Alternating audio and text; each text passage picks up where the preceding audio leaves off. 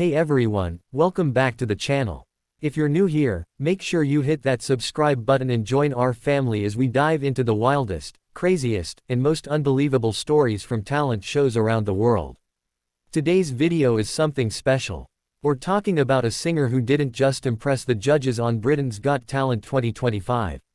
He didn't just entertain the audience. No, he did something far more shocking. He fooled Simon Cowell. And he fooled him so completely that it sparked one of the most talked about moments in BGT history. So sit back, relax, turn up your volume, and get ready, because this is the complete story of the singer who fooled Simon Cowell. Our story begins long before the bright stage lights, before the roaring applause, before the cameras even started rolling. It begins with a man named Adrian Vale. A 34-year-old singer from Brighton with a past so unusual that even the BGT producers couldn't have predicted what was about to happen.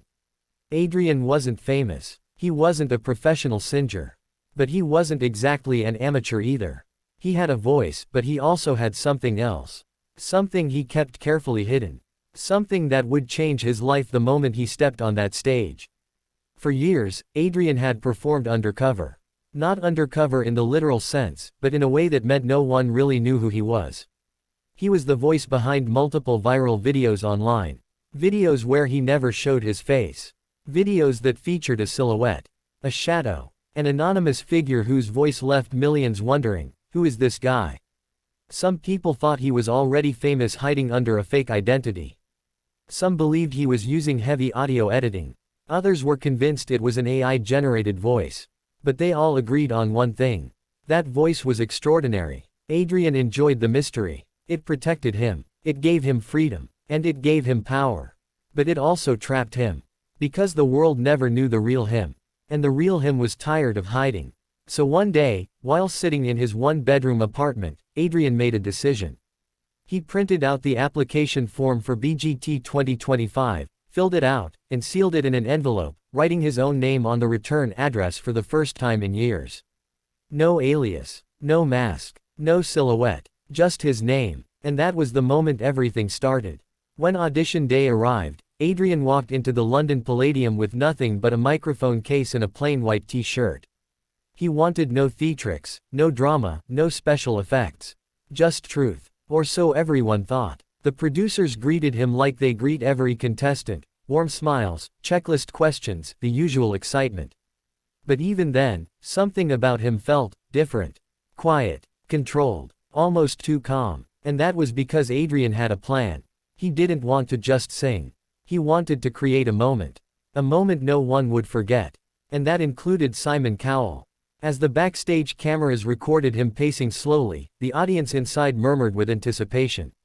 Another unknown contestant. Another potential viral star. The stage manager gave the signal, the doors opened, and Adrian walked out under the brightest lights he had ever seen. He stood still, not nervous, not shaking, completely steady. And that was the first sign something was unusual. Most people tremble, most freeze, most laugh nervously. But not Adrian. Amanda smiled warmly, Alicia leaned forward, Bruno was already clapping, and Simon, as usual, stared with that unreadable expression. The expression that mixes curiosity, skepticism, and just a tiny hint of boredom. Adrian introduced himself with a soft, almost shy tone. He told them he was there to sing. He told them he had never performed on a stage this big. He told them he hoped they would like it. Only one of those statements was true. When the music began, the room fell silent. It was an instrumental track no one recognized. It had no rhythm, no familiar structure, nothing for the audience to latch onto.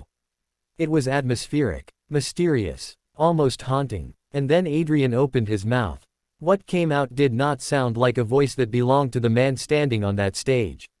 It was powerful. It was deep. It resonated like an entire choir packed into one person's vocal cords. The audience froze. Amanda's jaw dropped. Alicia blinked rapidly in disbelief. Bruno grabbed the desk. And Simon leaned forward. Hard. The way he leans forward when he senses something he can't explain. This was not just a good voice. This was a voice that shouldn't be possible, especially coming from someone who looked so ordinary. Adrian hit notes that dipped into a growl, soared into a falsetto, and rippled with vibrato that sounded almost synthetic in its perfection. And that's when Simon's suspicion kicked in. He lowered his eyebrows, tilted his head. He mouthed something to the judge beside him. Something along the lines of, "Is this real?" Adrian continued singing, his voice climbing, shifting, transforming into tones that didn't seem human. Sounds that echoed across the hall like they came from multiple singers performing at once. The audience was mesmerized, confused, excited. But Simon wasn't enjoying the magic. Not yet. He was trying to solve it. And that was the moment Adrian's plan took effect. See, Adrian didn't come to BGT just to sing. He came to test something. To prove something. To challenge something. And that something was Simon Cowell's ability to detect authenticity. Simon has built an entire career on spotting talent. On seeing through gimmicks. On understanding the difference between real and fake. He's known for catching lip syncers, auto-tuned performers, trick acts, and any contestant who tries to cheat the system. But Adrian wasn't cheating. Not exactly. His voice was real. His performance was real. But he was doing something no singer had ever done on the show before. Something that fooled even the man who prides himself on seeing through everything. Adrian was singing in multiple voices. Not in a theatrical way. Not like impressions. But like switching between entirely different vocal identities. A tenor that morphed into a baritone, then into a bass, then into a countertenor, each shift seamless, flawless, shocking. The judges didn't understand what they were hearing. The audience didn't understand. And Simon was trying to figure out whether the man in front of him was a singer, a ventriloquist, a vocal shapeshifter, or something entirely new. Then midway through the performance, Adrian paused dramatically. The lights dimmed. The music shifted again, this time to a soft piano. And he began singing with the voice of a young boy. Pure, innocent, high-pitched, angelic. The audience gasped. People looked around as if trying to see if a child had walked onto the stage. But it was still Adrian. Still the same man. Simon's eyes widened. And then, the twist came. Adrian changed again, switching instantly into a voice that sounded exactly like Simon Cowell himself attempting to sing. It was low, gravelly, slightly flat, but distinct. Distinct enough to make Simon's mouth fall open into a rare expression of genuine shock. The crowd roared with laughter. The judges burst into chaos. Bruno stood up out of his seat. Amanda covered her mouth. Alicia started clapping uncontrollably. Simon leaned back, stunned, shaking his head in disbelief, pointing at Adrian, trying to make sense of what was happening. And Adrian just smiled.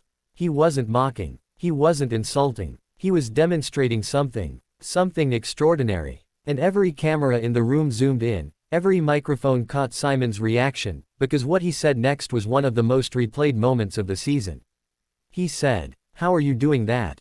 Adrian didn't answer. He didn't have to. The performance continued, shifting again and again, into voices that mimicked opera singers, pop stars, even voices that sounded gender-bent.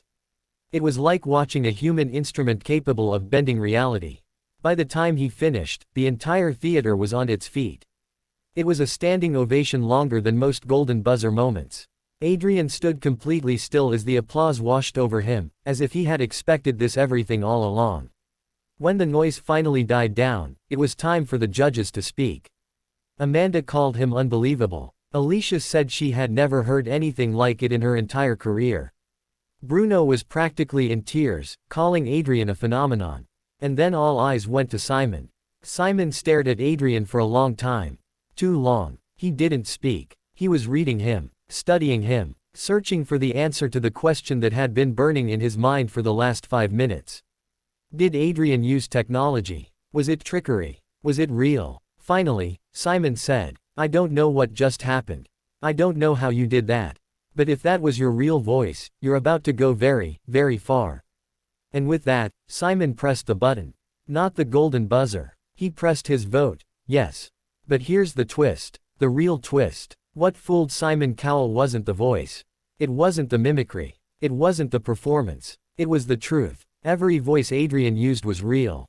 Completely natural. No editing. No effects. No tricks. Adrian had a rare vocal condition. Something called polyphonic overtone capability blended with an unusually flexible larynx structure, allowing him to control frequencies in ways most humans can't.